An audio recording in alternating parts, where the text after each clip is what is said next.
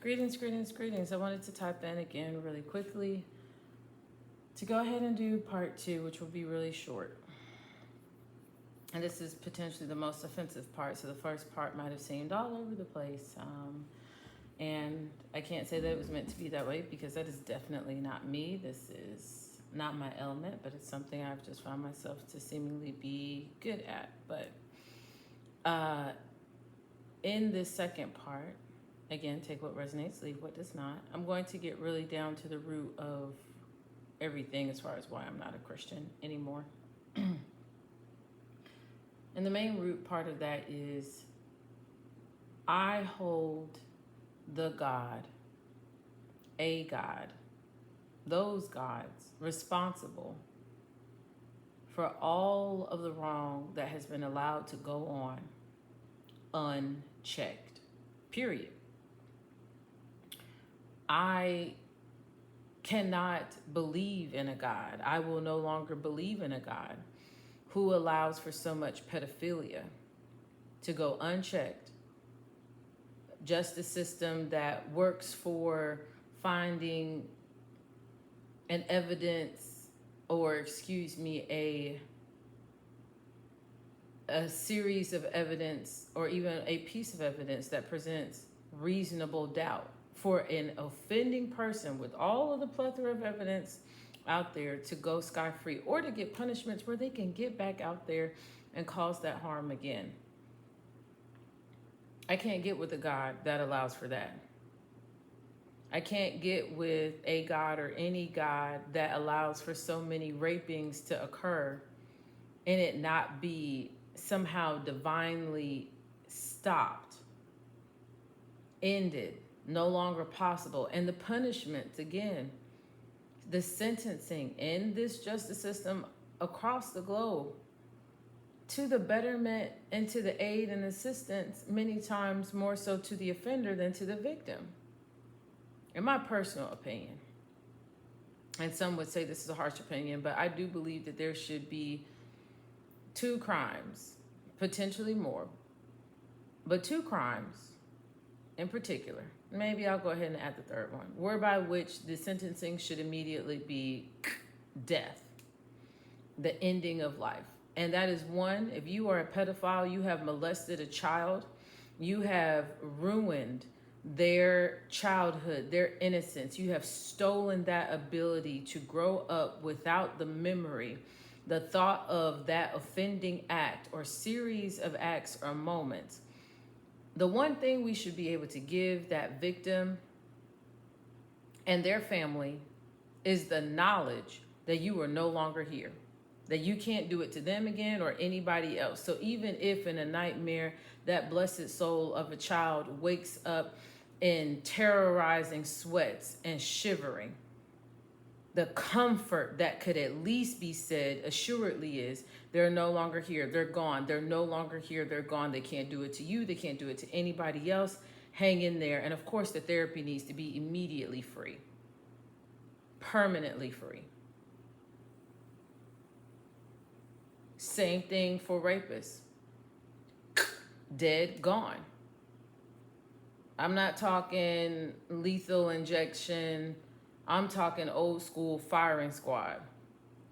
I'm talking knives thrown in a dark room and given the opportunity for family members to do it. I'm talking about put you in a lion's den. I'm talking about put you in a shark's tank, in a pit full of snakes. I'm talking about that type of death. And let's, yes, engage animals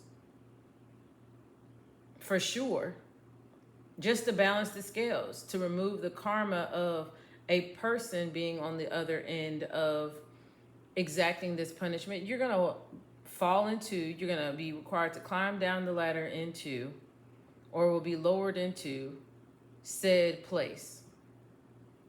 And it just is what it is at that point. We're going to let nature do what nature do. But as soon as I came to the realization, the real reason, the number 1 reason, I would say, beyond what I mentioned in the previous video about wanting to win the lottery and feeling like why God or all these other types of people, whoever they are, able to win. And I know that they're not going to be the hand and the feet for you that I would be. And even saying things like, and God, you know my heart. Like, I comprehend fully the consequences of saying to you over and over again that I'm willing to do this thing. I want to do this thing. And if I don't keep my word, fully comprehending the backlash, the backhanded discipline that would come my way as a result of failing to do exactly what I said I would do.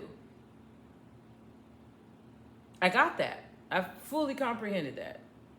So in and of itself, the number one reason why I'm no longer a Christian is because I can't get with a God that has allowed for so much pedophilia all throughout history, across all spaces and time, to take place without the perfect justice being rendered to the person who is the perpetrator of such crimes, being done and enforced consistently across all court systems and communities. Number two is the rape, and regardless of who is doing it, male or female, transgender, anything in between. Once it's done, you're out of here. Period, point blank. Even to the point where we're saving all that court costs. There ain't no need for expensive court costs. Evidence has been reviewed. You ain't got to be in the room.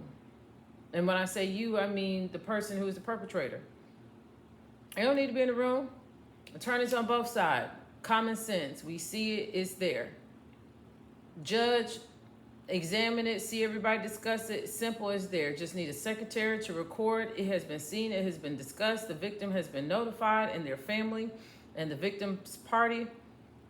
The perpetrator has been notified. We have court always for these types of cases early in the AM.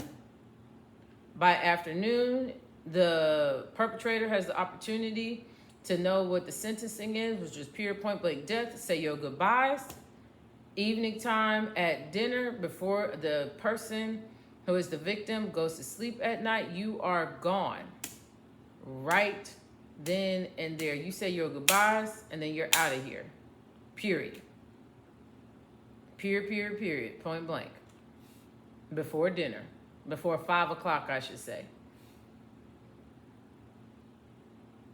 That's how I feel. The other one would be, of course, definitely serial killers.